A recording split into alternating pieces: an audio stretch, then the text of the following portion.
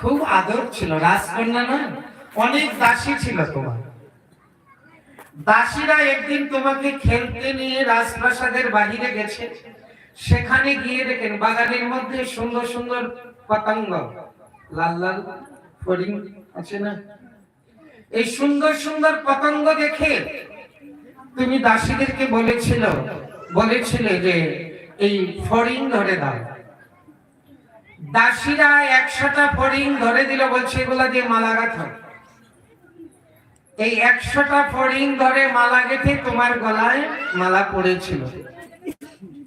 এই 100টা ফড়িং এর মা তোমাকে 100টা অভিশাপ দিয়েছে।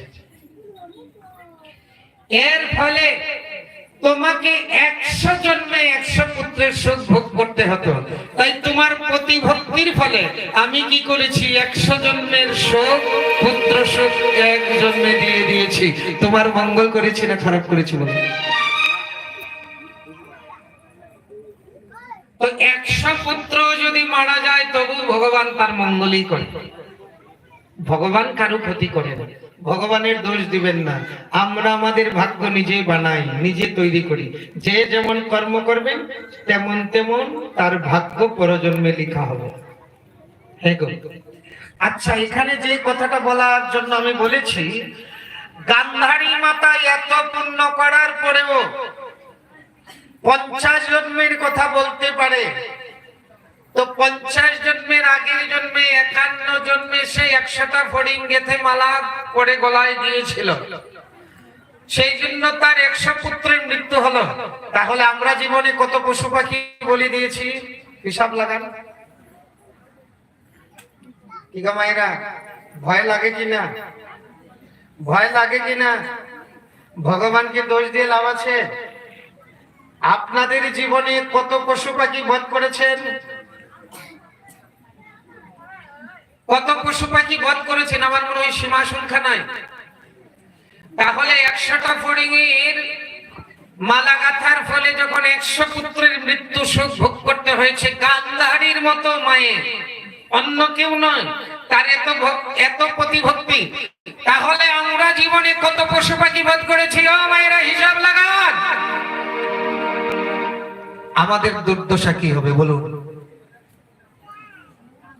কেন এত পশু পাখি বধ করে খেতে হবে কেন? আমরা কি বাঘ? আমরা কি সিংহ? আমরা কি শিয়াল নাকি কুকুর? কেন শাকসবজিতে পেট ভরে না? ভরে না? শাকসবজিতে পেট ভরে না?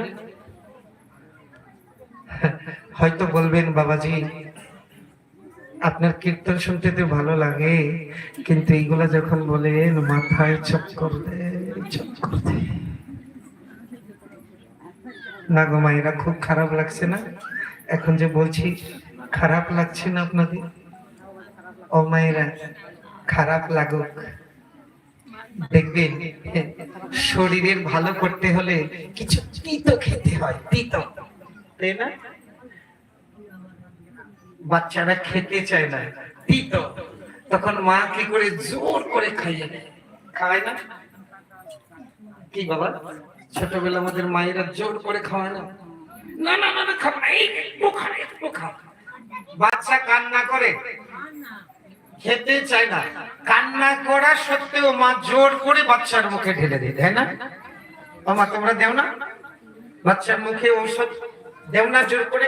কান্না করে তবু ওষুধ খেতে হবে। তাই এই কথাগুলো ভালো না লাগলেও ওই বাচ্চাদের ঔষধ খাওয়ার মতো মা, কথাগুলো ভালো লাগবে না, কিন্তু এগুলো আমাদের ভাবারোগের ঔষধ, আমাদের ভাবারোগ দূরে যাবে। আরেকটা কথা, অনেকে বলবেন, বাবাজি নিরামিষ তো খেতে চাই, কিন্তু 2-4 দিন খেলে আর যায় না। হরি বল, 2-4 দিন খাওয়ার পরে আর পারি না,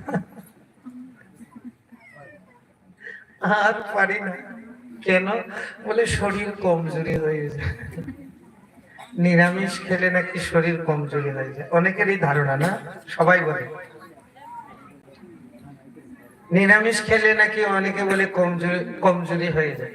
তো যারা বলে নিরামিষ